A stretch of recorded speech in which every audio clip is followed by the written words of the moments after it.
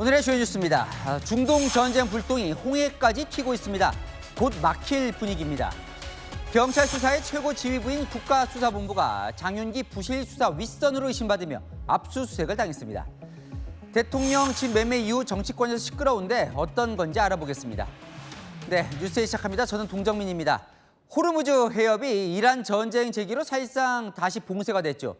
이 호르무즈 해협 막히면서 반대쪽 홍해까지 육상으로 뚫어 원유 가져왔었는데 여기도 지금 막힐 위기입니다. 이란의 지원을 받는 예멘 후티 반군이 사우디아라비아를 상대로 해상 봉쇄를 하겠다고 선언했습니다. 이현재 기자입니다. 예멘의 친이란 성향 후티 반군이 어젯밤 사우디아라비아에 대한 해상 봉쇄를 선언했습니다. تعلن القوات المسلحة اليمنية حظر الملاحة البحرية على العدو السعودي المجرم وفق معادلة الحصار بالحصار. 구체적 봉쇄 방법을 밝히진 않았지만 홍해를 지나는 선박들의 핵심 관문인 바브 엘만데브 해협을 틀어 막을 걸로 보입니다. 후티는 지난 2023년 이스라엘 하마스 전쟁 때도 홍해 선박들을 공격한 바 있습니다. 후티는 눈에는 눈 원칙에 따라 사우디에 대한 해상 봉쇄가 즉시 발효될 것이라고 밝혔습니다. 지난 13일 후티가 통제하는 사나 공항의 폭격 배후에 사우디가 있다며 보복하겠다는 겁니다. 사우디도 후티의 모든 위협은 국제법을 노골적으로 위반하는 행위라며 무력 대응을 천명했습니다. 사우디가 주도하는 아랍연합군이 선박 보호를 위한 모든 조치를 취하겠다고 나선 겁니다. 해상 봉쇄가 사나공항 폭격에 대한 보복이라는 후티의 주장에 대해서는 긴장을 고조시키려고 퍼뜨리는 거짓말이라고 일축했습니다. 사우디와 후티는 지난 2015년 후티가 예멘 수도 사나를 장악하자 사우디가 아랍연합군을 이끌고 직접 전투를 벌였습니다. 그러다 2022년 유엔의 중재로 휴전에 돌입했는데 지난주 후티가 사나공항 폭격에 대한 보복으로 사우디 아부아 공항을 타격한 뒤 휴전 종결을 선언했습니다. 채널A 뉴스 이현재입니다. 이 홍해까지 막힌다면 우리나라 같은 아시아 국가는 상황이 심각해집니다. 세계 원유 생산량 약 7%, 게다가 보신 것처럼 호르무즈까지 막힌 상황, 에너지 시장이 초긴장 상태입니다. 이사영 기자입니다. 아라비아 반도 서쪽 홍해의 관문인 바브엘만데브 해협입니다. 이곳은 사우디아라비아에서 출발한 원유가 홍해를 거쳐 이동하는 핵심 석유 수출길입니다. 후티 반군이 봉쇄를 위협하면서 국제 에너지 시장도 긴장하고 있습니다. 바브엘만데브 해협은 가장 좁은 곳 폭이 약 32km에 불과합니다. 해운 데이터 업체에 따르면 지난 6월 이 해협을 통과한 석유류 물동량은 하루 평균 740만 배럴. 전 세계 원유 생산량의 약 7%에 달합니다. 사우디는 호르무즈 해협이 막히자 파이프라인을 통해 홍해 쪽으로 수출 물량을 늘려왔습니다. Oil flows through Bab el-Mandeb reportedly rose to around 5.4 million barrels per day in the first quarter of 2026. It already serves as a backdoor. 홍해를 거쳐 원유를 수입하는 한국 등 아시아 국가들에겐 운송비 부담이 커질 전망입니다. 로이터 통신은 보험업계를 인용해 후티 반군의 해상 봉쇄 이후 홍해 항로 보험료가 2.5배 오른 0.75%까지 올랐다고 보도했습니다. 채널A 뉴스 이서영입니다. 미국과 이란 전쟁도 상황이 엄중합니다. F-35를 비롯해 미 공군 최첨단 전투기 50여 대가 중동으로 날아갔습니다. 이 트럼프 미 대통령 미군 전사자를 언급하며 몇 배의 대가를 치르게 될 것이다. 열흘째 공습을 이어갔습니다. 정윤아 기자입니다. 불꽃이 번쩍이더니 거대한 흙먼지가 솟구칩니다. 미 중부사령부가 공습 열흘째인 오늘 이란의 지휘통제시설과 미사일 드론 발사기지 등을 타격했다며 공개한 영상입니다. 5시간 이어진 미군의 야간 공습 동안 호르무즈 해협 주변뿐 아니라 원자력 발전소가 있는 부쉐르 인근과 이란 서부 산악지대 등에서도 폭발음이 들렸다고 이란 현지 매체들은 전했습니다. 미국이 중동의 전투 기술을 늘리고 있는 정황도 속속 확인되고 있습니다.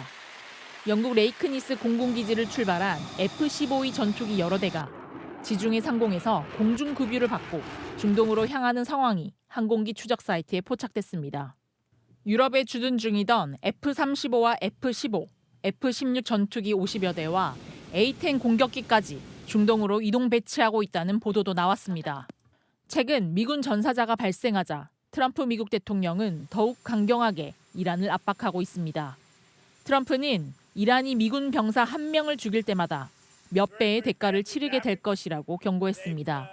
월스트리트 저널은 지난 17일 이란 요르단 공군기지 공격 당시 이란 미사일 3발이 방공망을 뚫었으며 그중 한 발이 병사들이 생활하던 숙소를 직접 타격했다고 전했습니다. 이란도 지속해서 공격 수위를 높이고 있습니다. 이란 혁명수비대는 오늘 요르단 루크반 지역의 미군 주둔지를 공격했고 바레인의 아마존 데이터 센터도 순항 미사일 여러 발로 타격했다고 주장했습니다. 채널A 뉴스 정윤아입니다.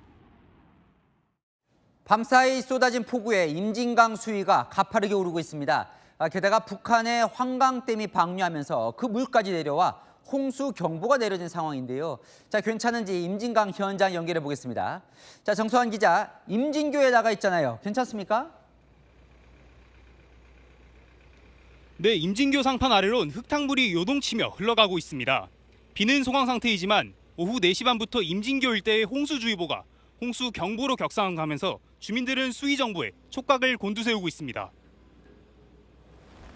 임진강 수위가 높아진 건 지난밤 경기 북부 지역에 쏟아진 집중호우 외에도 북한이 사전 통보 없이 상류 환강댐에서 방류를 시작한 영향이 큽니다.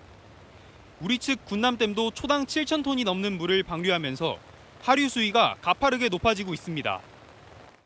지금 강 막대 안전한 곳으로 대피하시기 바랍니다. 임진강 필순교 수위는 오늘 0시쯤 이미 행락객 대피 기준을 돌파했고 오전 11시 20분 주민 대피 준비가 논의되는 7.5m도 넘어섰습니다. 오후 들어선 10m도 넘어섰습니다. 필순교 수위가 12m를 넘으면 주민 대피령이 내려질 수도 있습니다. 방류하는 바람에 여기서 큰 사고가 났었잖아요. 저 아래 하류에서. 그래서 항상 그게 불안하죠. 소방당국은 비상체계에 돌입했고 중앙재난안전대책본부도 주민 대피 준비에 들어갔습니다. 내일은 경기 남부 등 중부지방을 중심으로 강한 비가 예보됐는데요. 시간당 20에서 30mm의 강한 비가 쏟아져 주의가 필요합니다. 지금까지 임진강 임진교에서 전해드렸습니다. 이걸 보면 우리나라가 작은 영토는 아닌가 봅니다. 중부지방은 내내 지금 비가 내리고 있는데 보시면 남부지방 쪽은 구름이 없지요. 35도를 웃도는 가마솥 폭염이 연일 기승입니다. 홍진우 기자가 보여드립니다. 햇볕을 피해 그늘 아래에만 사람들이 오갑니다. 양산과 모자의 손까지 햇빛을 가릴 수 있는 건 총동원합니다. 네, 너무 더워가지고 바로 들어가야 될 것 같아요. 카페라든지 실내로 바로 들어가야 될 것 같아요. 해변엔 더위를 피하려 온 피서객들이 몰립니다. 백사장 온도는 40도를 훌쩍 넘었습니다. 더워서 조금 힘들었는데 여기 오니까 살만납니다. 오늘도 경북 포항이 35.6도까지 치솟는 등 폭염이 맹위를 떨쳤습니다. 제주는 벌써 2주째 열대야가 이어지고 있습니다. 푹푹 찌는 더위에 야외 시설을 운영하는 것도 비상입니다. 96개 레저 코스를 갖춘 이 야외 체험 시설은 아예 문을 닫았습니다. 계속되는 폭염에 방문객들의 온열질환 우려가 커지자 이곳은 2달 동안 휴장하기로 했습니다. 표면 온도가 급격히 상승하는 부분과 이용자들의 보호장구 착용으로 인해 체감 온도 역시 급격히 상승하는 부분이 있습니다. 어르신들이 많이 이용하는 파크 골프장도 낮 시간대 운영을 중단했습니다. 오후 늦게 찾아온 이용객들도 땅에서 올라오는 열기에 금세 땀범벅이 됩니다. 조금만 걸어 다녀도 바로 등에 땀이 차고 이마에 땀이 차고 솔직히 금방 물을 찾습니다. 기상청은 남부 지방과 제주도를 중심으로 체감 온도가 35도 안팎까지 오르는 더운 날씨가 이어지겠다고 예보했습니다. 채널A 뉴스 홍진우입니다. 네, 장윤기 사건 부실 수사 의혹으로 이어갑니다. 검찰과 경찰이 오늘 국가수사본부를 동시에 압수수색했습니다. 경찰 수사 최고 지휘부를 상대로 검경이 강제 수사에 나선 건데요. 장윤기의 살인과 성범죄 사건을 분리수사하라는 지침을 내린 윗선으로 당시 형사과장이 국가수사본부를 지목했다는 저희 채널A 단독 보도 하루 만입니다. 최다희 기자입니다. 장윤기 사건 부실 수사 의혹을 수사 중인 검찰과 경찰이 경찰청 국가수사본부 압수수색에 들어간 건 오늘 아침. 경찰 수사의 컨트롤 타워이자 최고 지휘부인 국가수사본부를 검찰과 경찰이 한날 동시에 압수수색한 건 초유의 일입니다. 검찰이 오전 6시 15분쯤 공무상 비밀 누설과 증거인멸 혐의로 압수수색에 들어갔고 약 1시간 뒤 경찰 특별수사단도 주요 사무실에 수사관들을 보냈습니다. 검경 모두 국가수사본부 강력범죄수사과와 여성청소년 범죄수사과 사무실 등을 상대로 압수수색을 벌였는데 장윤기의 여고생 살해와 외국인 여성 성폭행을 분리수사하라는 국가수사본부 지침이 있었다는 광주 광산경찰서 전 형사과장 주장의 사실관계를 확인하려는 겁니다. 검경은 국가수사본부 관계자들의 컴퓨터에 보관 중인 디지털 자료 등도 확보했습니다. 다만 국수본 관계자들은 현재까지는 피의자가 아닌 참고인 신분인 걸로 전해졌습니다. 검찰과 경찰이 경쟁하듯 경찰 수사 최고 지휘부를 압수수색하고 나서면서 장윤기 사건 특혜와 무마 의혹의 윗선이 어디까지 확장될지 관심이 모아지고 있습니다. 채널A 뉴스 최다혜입니다. 네, 앞서 보신 대로 국가수사본부에서 지침을 내렸다고 주장한 당시 형사과장은 오늘 구속심사를 받았습니다. 자신은 장윤기의 살인과 성폭행 사건을 함께 수사하겠다고 3차례나 건의했다고 주장했습니다.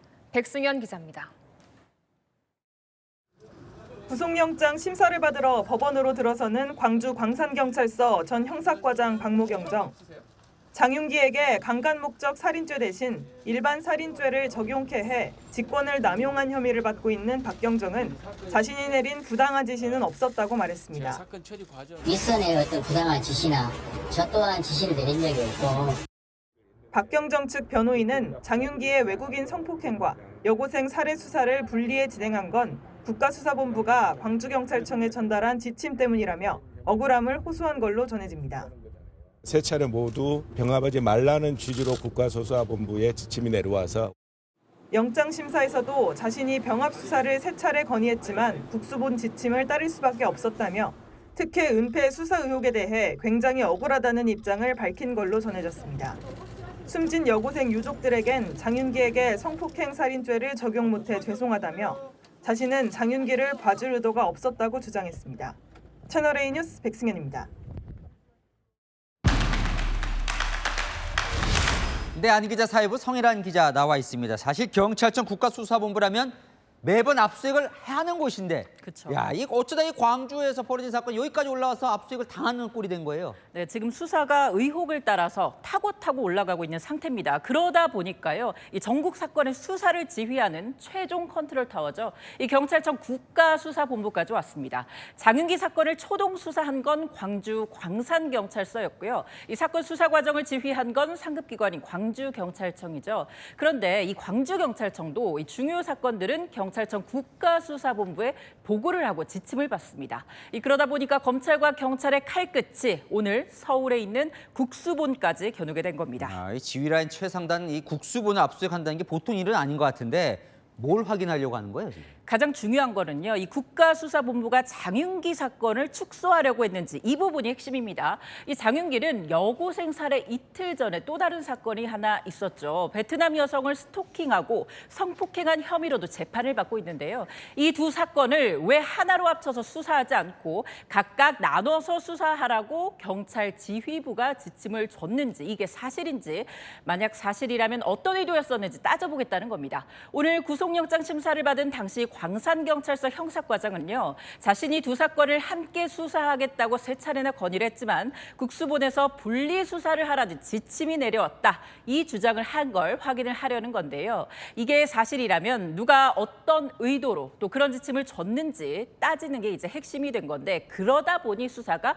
국수본까지 온 겁니다. 이 모양새가요, 오늘 압수수색을 한 게 경찰 특별수사단인데 이 특별수사단은 지금 압수수색을 당한 국가수사본부 소속 이라면서요? 예, 맞습니다. 이 사건은 이 부실 수사 의혹이 커지자 꾸려진 게 바로 경찰 특별수사단이죠. 이 구성원을 보면요, 경찰청 국가수사본부 소속의 수사관들, 그러니까 경찰관들이 다수 포함되어 있습니다. 지휘고하 가리지 않고 엄정 수사하겠다는 방침이지만요, 어찌 보면 집이나 다름없는 본진을 셀프 압수수색하는 모양새가 사실 낯설게 보이는 건 사실이죠.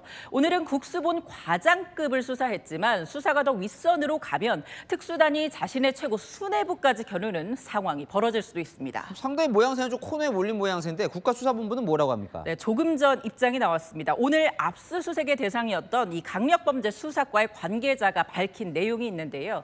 장인기 살인 사건의 수사 완결성 확보를 위해서 베트남 여성 성폭행 사건은 전담 부서인 여성 청소년과에서 하는 게 나을 것 같다. 당시에 그렇게 판단을 했다는 건데요. 이 분리수사 지시 의혹에 대해서는 자신들 쪽에서 지시가 된 것은 맞다. 그렇게 하겠다고 이야기를 해서 그렇게 하라는 지시를 한 것으로 기억한다면서도요. 당시에는 통합수사라는 표현을 썼고 국수본의 지휘라는 표현을 쓰기는 적절치 않다고 선을 그었습니다. 결국 검찰과 경찰의 국수본 압수물 분석 결과에서 이 주장이 정말 사실인지 가려질 것 같습니다. 상당히 디테일하게 싸우는 것 같은데 계속 좀 잘 취재를 해주시죠. 아는 기자 성혜란 기자였습니다. 네, 민주당 전당대회 오늘부터 1차 컷오프 온라인 투표가 시작됐습니다. 갈수록 과열되고 있는데요.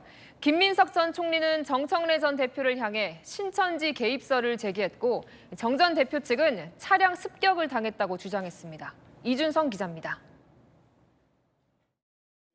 김민석 전 총리가 본격적으로 신천지의 전당대회 개입설을 제기했습니다.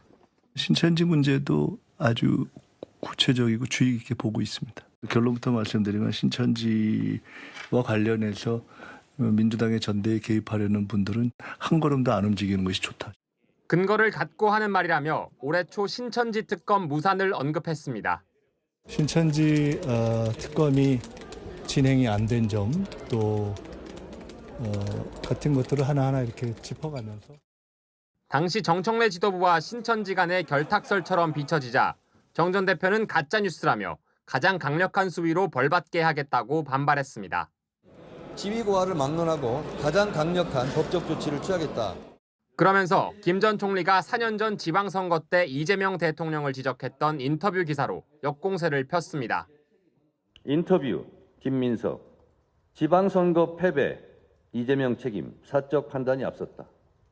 지방선거가 끝났다고 해서 모든 책임을 저 혼자 당대표에게 책임이 있는 양 공격하는 것은 습관이고 버릇이라고 생각합니다. 김 전 총리는 지난 1년에 대한 문제 제기에 동문서답한 것이라 반박했습니다. 과열된 전대 분위기는 현장에서도 감지됩니다. 정 전 대표 측은 어제 정 전 대표가 탄 차량이 이동 중 공격당해 일부 파손됐다며 깊은 유감을 표한다고 전했습니다. 얼마나 세게 차면 저렇게 찌그러져? 어제 합동연설의 종료 후 누군가가 차에 발길질을 했다고 전했습니다. 채널A 뉴스 이준성입니다. 아는 기자 청와대 출입하는 김민국 기자 나와 있습니다. 오늘 정치권을 뜨겁게 달군 이슈인데 대통령의 이 분당 아파트 매매권, 야당에서는 이번 이 계약이 뭔가 비정상적이라고 지금 공격을 하고 있는 거예요. 예, 야당은 대통령 부부가 집을 팔면서 집을 산 사람들에게 근저당권을 설정한 걸 문제 삼고 있습니다. 매매가는 29억 원인데 근저당권이 17억 7천만 원에 달하는 게 과도하다는 겁니다. 주택담보대출을 받으면 은행이 대출 금액보다 조금 더 많은 액수의 근저당을 설정을 하잖아요. 그렇기 때문에 대통령이 사금융 해준 것 아니냐는 취지입니다. 더불어 근저당, 꼼수거래, 시장교란, 세무조삭감 이런 맹폭이 퍼부어졌습니다. 자, 이런 그럼 야당의 비판이 어떻게 합당한 겁니까? 일단 불법 아닙니다. 그리고 대통령이 과도한 이득을 본 것도 아닙니다. 오히려 손해를 본 측면이 있습니다. 시세보다 낮은 가격에 팔렸거든요. 직전 실거래가를 보면 30억 원이 넘는데 29억 원에 팔았으니까요. 게다가 이 아파트 단지는 재건축이 예정돼 있습니다. 팔지 않고 갖고 있으면 더 오를 텐데 포기하고 판 것, 이 무주택자로 부동산 정상화 의제를 실천하려는 게 대통령의 의지였다 이렇게 설명을 하고 있습니다. 그러니까 약속을 지키려고 이제 빨리 판 거라는 건데 논란은 이 근저당권이 과도하는 거잖아요. 아까 김 기자 말대로 돈을 다 받지 않고 명의를 빨리 넘겨준 게 이게 지금 논란인 거 아닙니까? 그죠. 대통령은 이득을 본 게 없지만 이 집을 산 사람은 이득을 본 측면이 있습니다. 방금 말씀드렸던 이 재건축 이슈 때문인데요. 이달 말이면 이 아파트 단지에 재건축 사업 시행자가 지정될 거란 얘기가 나옵니다. 그런데 새 아파트 분양을 받을 수 있는 재건축 조합원 자격을 넘겨받으려면 이 지정 전에 매매 계약 등기가 완료가 돼야 합니다. 아파트 매수인은 10월 말에야 살던 집을 처분하고 잔금을 치를 수 있는 상황으로 전해지거든요. 당장은 큰 현금이 없다 보니 대통령이 10월에 잔금 받는 걸 전제로 근저당권을 설정해 팔면서 사는 매수인은 조합원 지위를 얻게 된 겁니다. 몇 개월로 기간이 짧지만 매수인은 살지 않으면서 지금 당장 큰돈 없이 이 집을 살 수 있게 된 겁니다. 아까 뭐 법적으로 문제 없는 또 정상거래로 볼 수 있는 측면이 있지만 또 정서상은 좀 안 맞는 측면도 있는 것 같아요. 아무래도 이 정부 들어서 이 대출길이 조금 좁아졌잖아요. 모레 대통령이 주재하는 부동산 대토론회에 앞서 시민들 의견을 받고 있는데요. 보면 대출 규제 완화 요청이 많거든요. 은행 대출 받기가 어려워서 현금 부자가 아니면 집을 사기가 아무래도 어려운 상황인데 대통령이 근저당권을 설정해 상대적으로 적은 현금으로 집을 살 수 있는 기회를 준 게 대출 규제 불만에 불을 더 지핀 측면이 있어 보이기도 합니다. 잘 들었습니다. 한희 기자, 김민곤 기자였습니다. 네, 장동혁 국민의힘 대표가 선거소총 변론에 직접 출격합니다.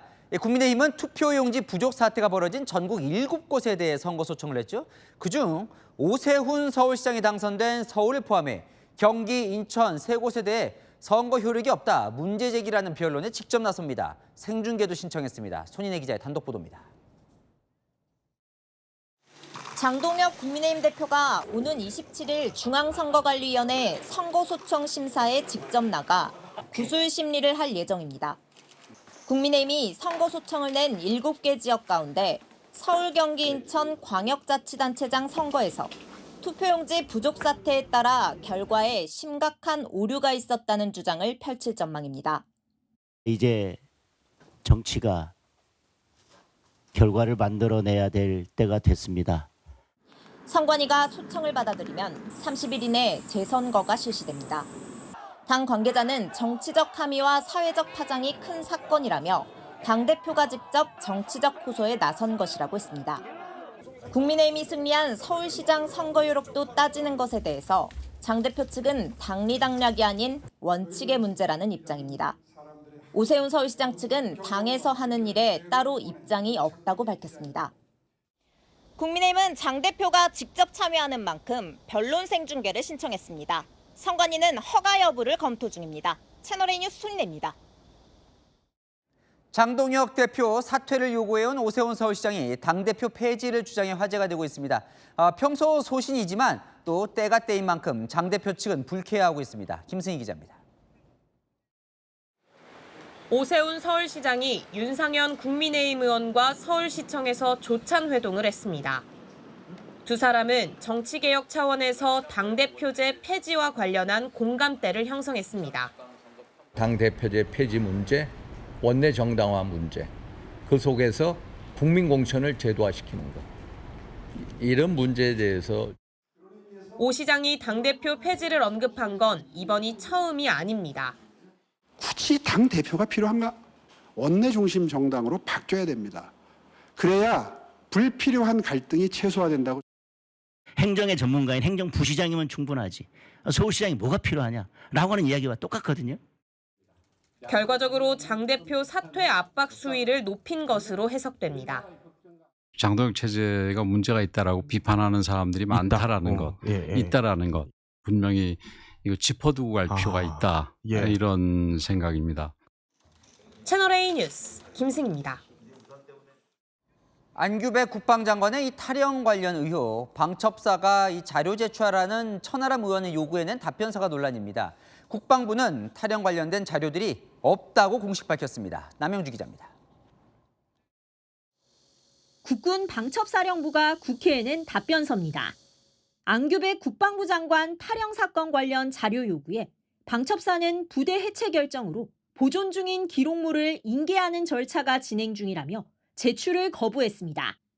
자료 제출을 요구한 천하람 개혁신당 의원은 방첩사 해체를 결정한 당사자가 병역 의혹 자료를 은폐하려는 것 아니냐는 의혹을 제기했습니다. 방첩사 해체를 결정한 게 누구예요? 바로 안규백 장관 아닙니까? 자기의 탈영 사실을 숨기기 위해서 방첩사 해체하고 이 난리를 치고 있는 것 아니냐. 국방부는 관련된 자료들이 존재하지 않는 것으로 확인됐다고 밝혔습니다.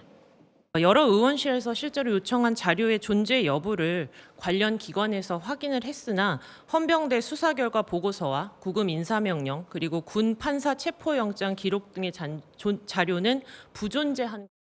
오늘 국무회의에선 이재명 대통령이 방첩사 해체를 최종 의결했습니다. 채널A 뉴스 남영주입니다.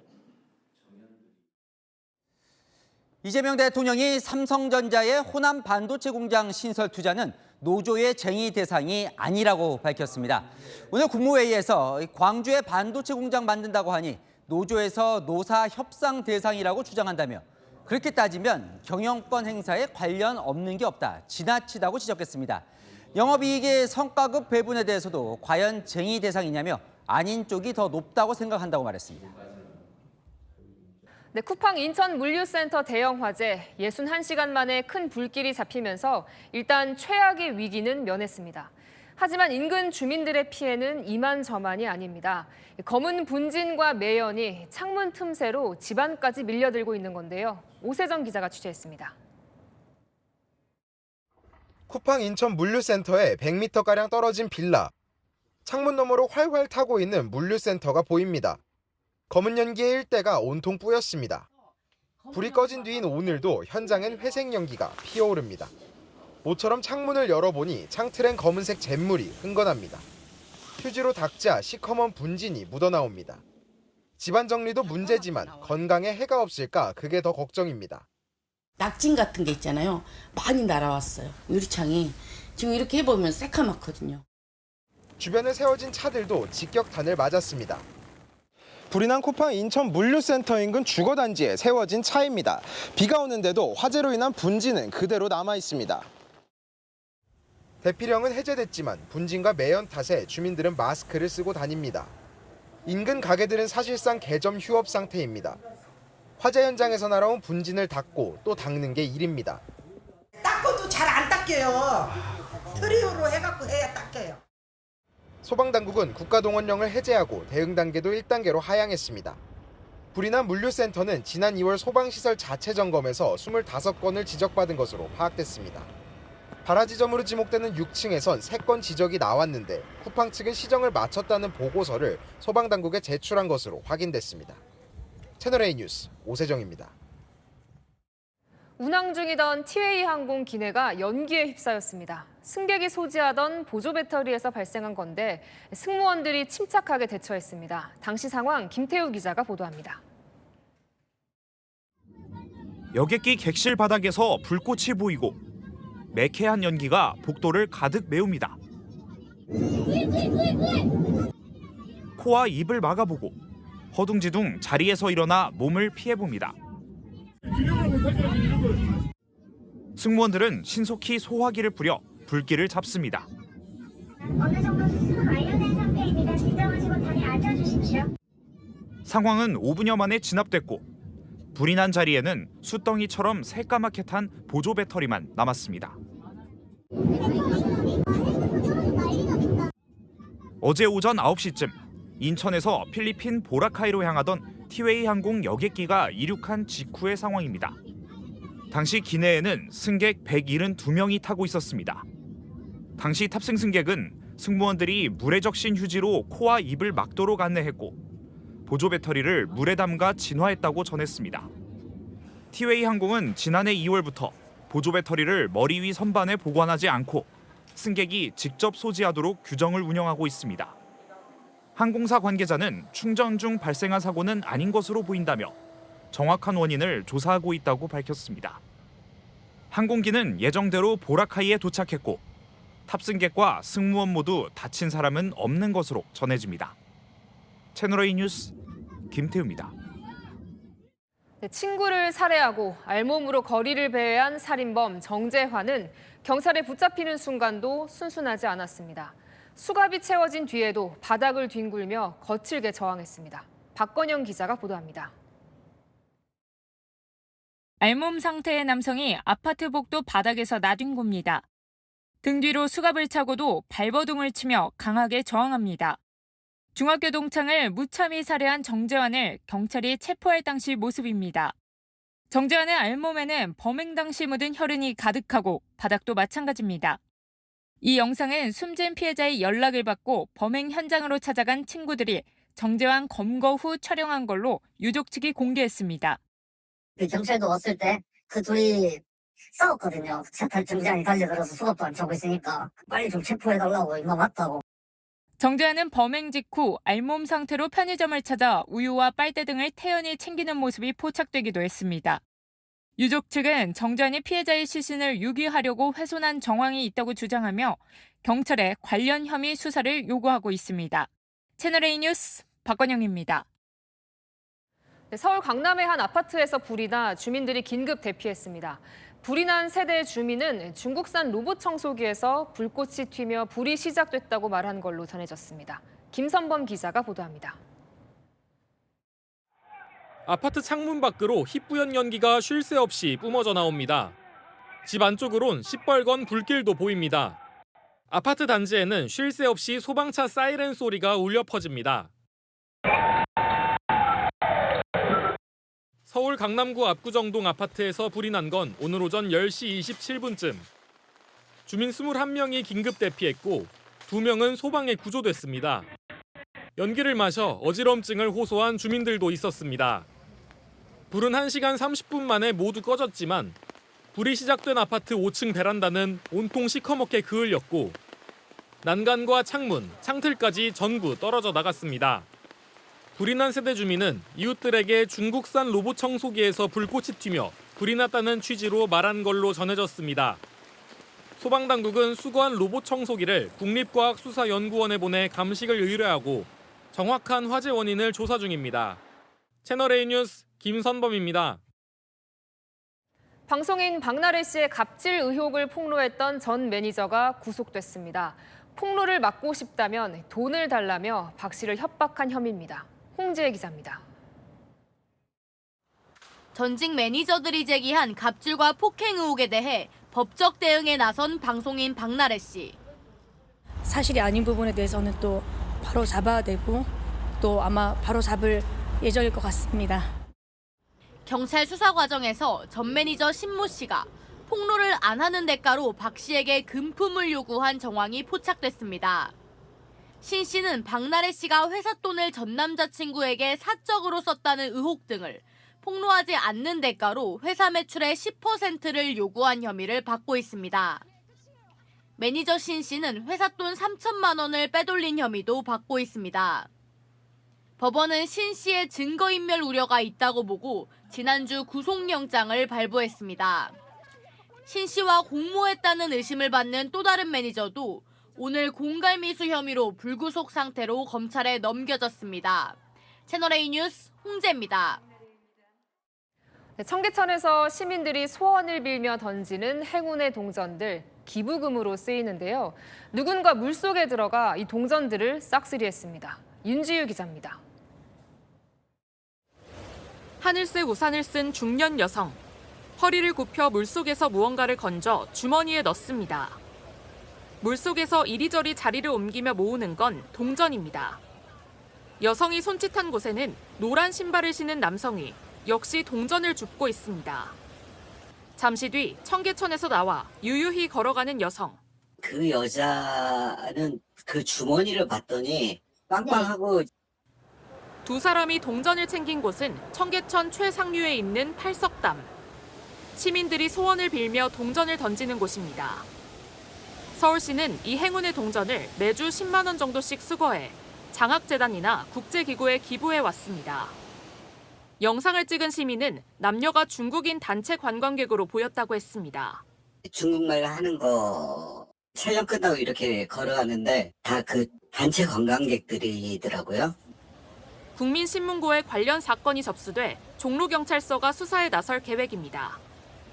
서울시설공단은 재발 방지를 위해 행운의 동전 쪽을 비추는 CCTV 한 대를 추가 설치하는 방안을 검토 중입니다.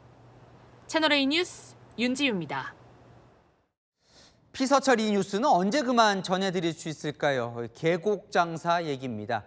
계곡은 엄연히 모두의 것인데 이 계곡 앞에서 펼쳐지는 주인 행세 돈벌이는 여전했습니다. 현장 카메라 이서우 기자입니다. 완벽한 물놀이 복장입니다. 근데 오히려 그게 문제였습니다. 저만 복장이 너무 튑니다. 바로 말을 걸어옵니다. 그냥 여기 와서 놀려고 왔는데. 그냥 발만 좀 담으려고. 그냥 바로도 들어오잖아요. 그냥 가나 싶었습니다. 근데 다른 직원이 옵니다. 수강을 일단 하셨어요? 아니요. 일단 안 했는데 해도 몰라요. 일단은 답을 먹던가. 입장을 하시더라고요. 왜요? 그렇게 와서 안 돼요. 그냥 와서 놀고 나면. 이 계곡이 여기 집 거예요? 여기 집 아닌데 경찰이 저희가 관리를 하기 때문에. 찜질방 앞 계곡이지만 이건 나라 겁니다. 하지만 자기들 관리하는 곳이니 다른 데서 놀랍니다. 돌과 비닐로 물길을 막습니다. 수위 높여 물놀이장처럼 만듭니다. 바로 밑 계곡은 풀만 무성합니다. 시청과 다시 갔습니다. 시에서 나왔습니다. 아까 전에 그거를 손님이 아니면 못 들어간다고. 아니 분열이 안 했어요? 저 직원분께서 저를 막으신 분이셔서. 이러저러로 들어오는 분이 우리 직원이 뭐가 기분이 나빠서 그랬을 수 있을 거예요. 그래서 그 물 건너서 어떡하자고. 장사 그거 빌어드릴까요? 물막이도 불법입니다. 작년에도 하셨다가 치우시고 올 초에도 물막이 하셨다가 또 물막이를 하셨네요. 왜 그렇게 자꾸 재발을.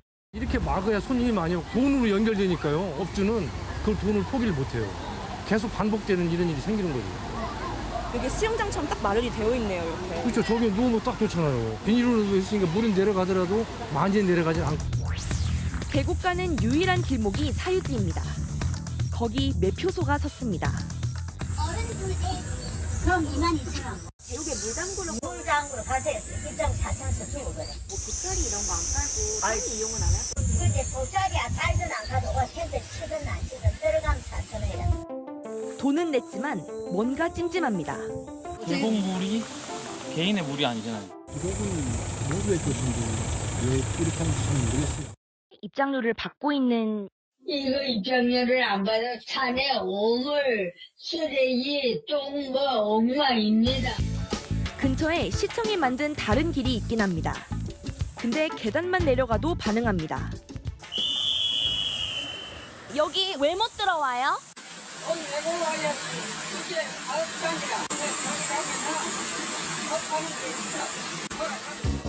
매표소 통해서 들어오란 겁니다. 여기 매표소로 출입하라고 되어 있는데 바로 맞은편에 이렇게 통행 방해하면은 처벌받을 수 있다라고 안내편이 있네요. 누구 말이 맞는지 문의했습니다. 저희가 확인했을 때 그 앞뒤의 계곡들은 다 본인 사유지가 아니기 때문에 그분이 그렇게 주장하실 근거는 없다고. 나흘간 계곡만 돌았습니다. 막진 않지만 눈칫밥 주는 곳도 있었습니다.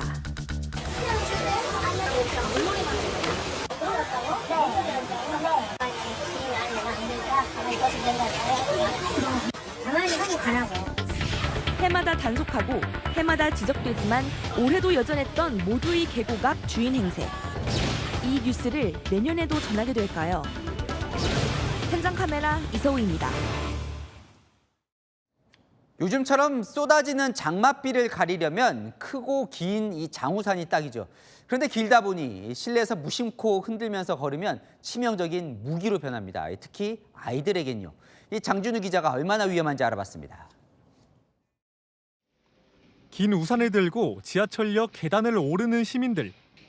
한 칸 한 칸씩 올라가면서 손에 든 우산을 앞뒤로 흔듭니다. 지하철 승강장 안에서는 긴 우산을 어깨에 걸치고 걸어가는 시민도 있습니다. 우산을 들고 계단을 오르는 사람을 뒤따라가자 우산 끝이 주기적으로 코앞까지 다가옵니다. 이렇게 흔드시다가 옆구리 찔려가지고 좀 많이 아팠어요. 긴 우산을 이렇게 중간에 쥐고서 흔들면서 계단을 오를 때가 특히 위험한데요. 뒷사람 얼굴이나 눈을 찌를 수도 있습니다. 우산 때문에 민원이 좀 많이 접수가 됐더라고요. 그래서 찔리거나 부딪혀서 이제 시비가 붙거나. 어른보다 키가 작은 어린이나 청소년이라면 특히 그 위험이 큽니다.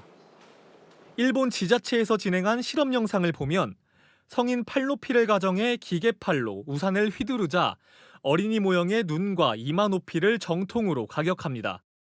유리에 구멍이 나고 깨질 정도의 위력인데 순간적으로 충격이 좁은 부위에 집중되면서 240kg 무게의 피아노에 맞먹는 강도라는 분석입니다. 이웃 시민의 안전을 위해 장마철 우산 간수에 더 주의해야 한다는 지적입니다. 채널A 뉴스 장진우입니다. 무더위 속 국토 대장정 무리 사이에 함께한 이 유기견이 화제입니다.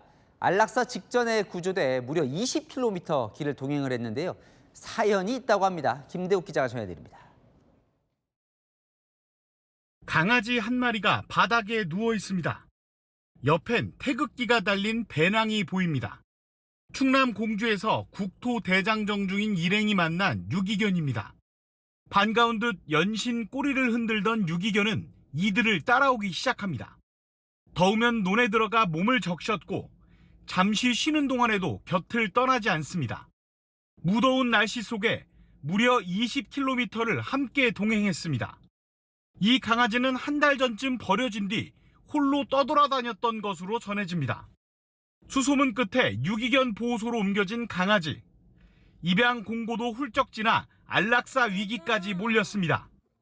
다행히 SNS를 통해 사연이 알려지면서 한 개인 구조자가 임시 보호에 나섰습니다.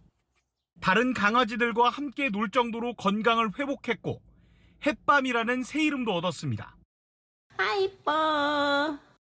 뜨거운 아스팔트를 사람을 쫓아갔다는 게 너무 안쓰러운 거야. 괜찮아요. 다 좋아요. 짖는 거 굉장히 우렁차고. 마치 자신을 데려가 달라는 듯 사람을 따라온 강아지는 이제 새 가족을 기다리고 있습니다. 채널A 뉴스 김대욱입니다. 우리 땅인 독도가 이 45년 만에 주민 한 명 없는 섬이 됐습니다. 마지막 독도 주민이었던 김신열 씨가 지난 3월 별세하면서 울릉군이 독도에 새 주민을 찾기로 했습니다. 배유미 기자가 보도합니다. 동해의 푸른 바다를 가로질러 도착한 독도. 암벽 아래 4층 건물이 보입니다. 고 김성도 김신열 부부가 30년 넘게 살던 어민 숙소입니다. 부부는 1960년대 후반부터 어업과 숙박업에 종사하며 섬을 지켜왔습니다. 간이 판매점을 운영해 국세까지 납부하며 독도가 대한민국 영토임을 증명해왔습니다. 내 딸이 여 오면 활동을 하잖아. 안 그래? 여기가 더 좋으신 거예요? 좋지 나는. 야 아니시면 고백이 안 돼. 지난 2018년 남편 김성도 씨에 이어 홀로 독도를 지키던 부인 김신열 씨마저 지난 3월 별세해 독도에 사는 주민은 한 명도 없습니다. 1981년 이후 45년 만입니다. 울릉군은 부부의 유품을 정리하고 시설을 단장한 뒤 독도를 지킬 새로운 주민을 찾기로 했습니다. 물품 반출을 해야 되니까 행정 대집행을 계속 이제 진행을 할 예정이고요. 집행 완료되면 정비를 해야 돼요. 새로운 주민을 받거나 이렇게 하려고 그러면은. 독도 전입을 희망하는 김 씨 부부의 유족과 후손들 문의가 이어졌지만 실제 거주 승인을 받지 못했습니다. 일각에선 독도의 영유권을 공고히 하기 위해 주민 공백을 조기 해소해야 한다는 지적도 나옵니다. 채널A 뉴스 배유미입니다. 청년을 바퀴벌레에 빗댄 고위직 발언. 분노한 인도 청년들은 바퀴벌레당을 만들었는데요. 이들이 중심이 된 시위가 격화되고 있습니다. 현지 경찰이 강경 대응하면서 180명이 다쳤습니다. 손주영 기자입니다. 시위에 나선 청년들을 향해 곤봉을 휘두르고 최루탄을 발사합니다. 시위대도 돌을 던지며 맞섭니다. 인도 청년 세대가 중심이 된 바퀴벌레 국민당 지지자 12,000여 명이 교육부 장관의 사퇴를 요구하며 의회로 행진하려다 진압당한 겁니다.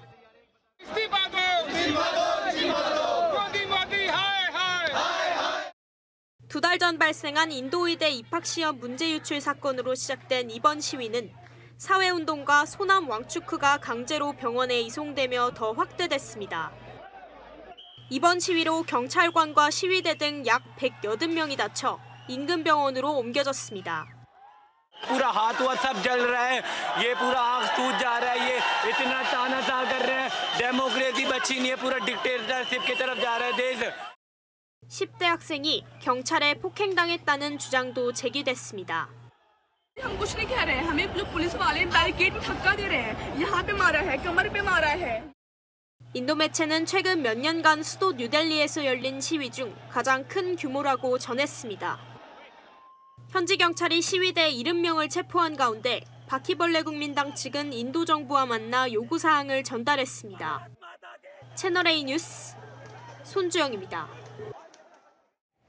캐나다 산불 연기를 문제 삼아 관세를 예고한 트럼프 미국 대통령이 일부 제품에 50% 관세를 발표했습니다. 캐나다는 헛소리를 듣고 있자니 답답하다며 반발했습니다. 워싱턴에서 정다은 특파원이 보도합니다. 캐나다 산불로 미국 대기오염이 심각해지자 캐나다에 추가 관세를 물겠다고 엄포를 놨던 트럼프 미국 대통령. Maybe they should pay us some damages or something, or we should do some tariffs. But it was terrible.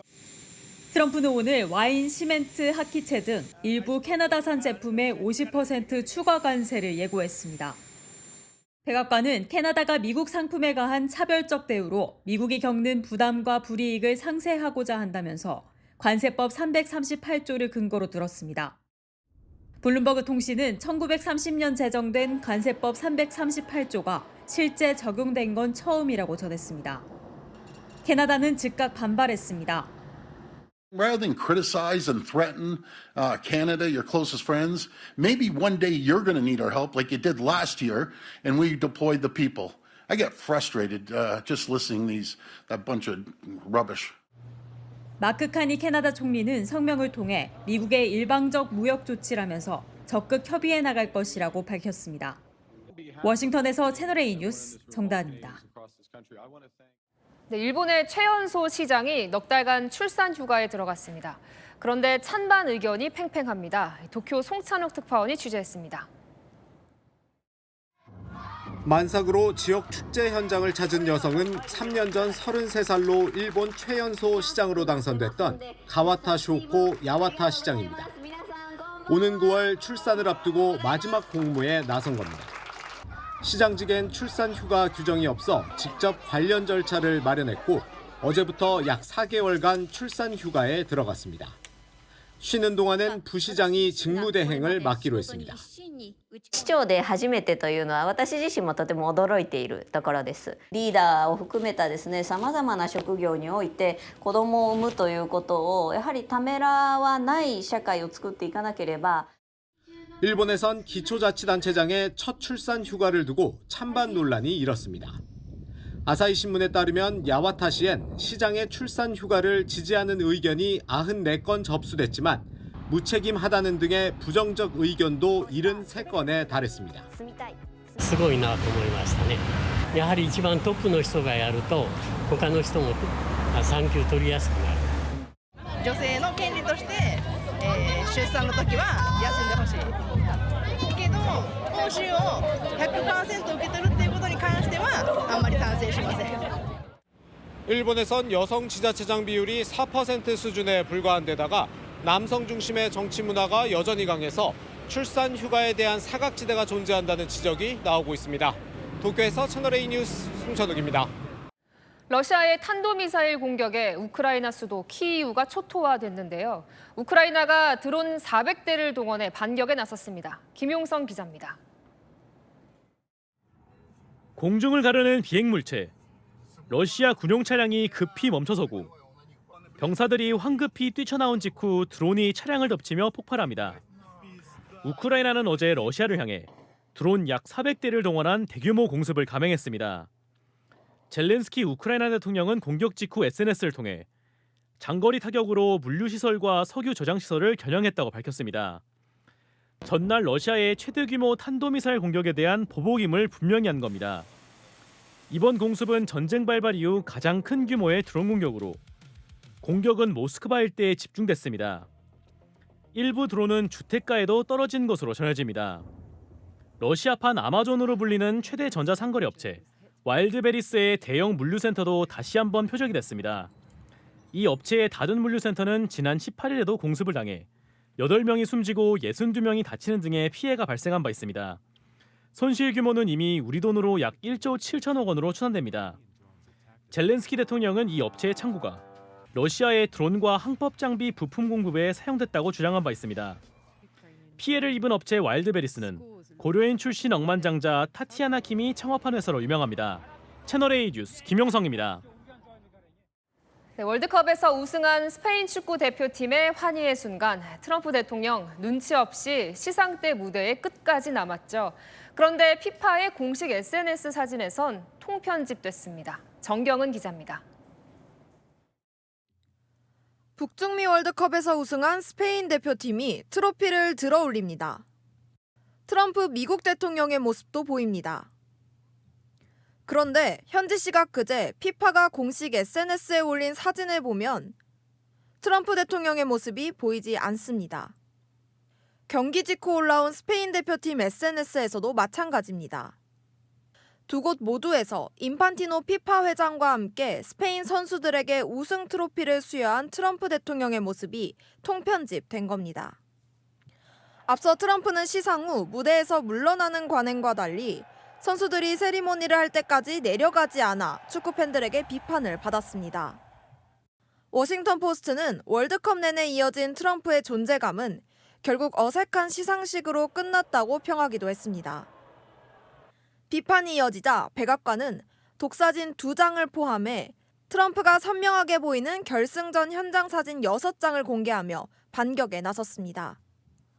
한편 스페인에서는 월드컵 우승을 축하하던 중 분수가 무너져 13살 소년 1명이 숨지고 2명이 다쳤습니다. 채널A 뉴스 정경은입니다. 삼성전자와 SK하이닉스 단일 종목 레버리지 ETF, 변동성이 커 투자자들 마음 싱숭생숭한데요. ETF 아버지로 불리는 자산운용사 대표가 공개 경고했습니다. 김세인 기자가 취재했습니다. 한국투자신탁운용 대표가 삼성전자와 SK하이닉스 단일 종목 레버리지 상품에 대해 지금이라도 투자를 멈추라는 메시지를 내놨습니다. 배재규 한투운용 대표는 어제 자신의 SNS에 운용사 대표로서 이런 말씀을 드려 죄송하다며 결론은 이들 상품에 투자하지 말라는 얘기라고 썼습니다.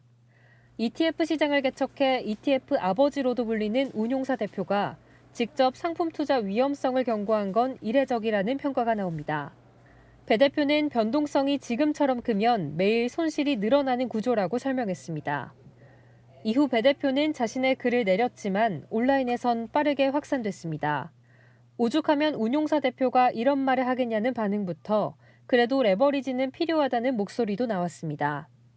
이재명 대통령은 오늘 국무회의에서 최근 금융당국이 내놓은 레버리지 상품 규제안에 대해 그것 가지고 되겠느냐는 지적도 나온다면서 신속하게 추가 보완책을 마련하라고 지시했습니다.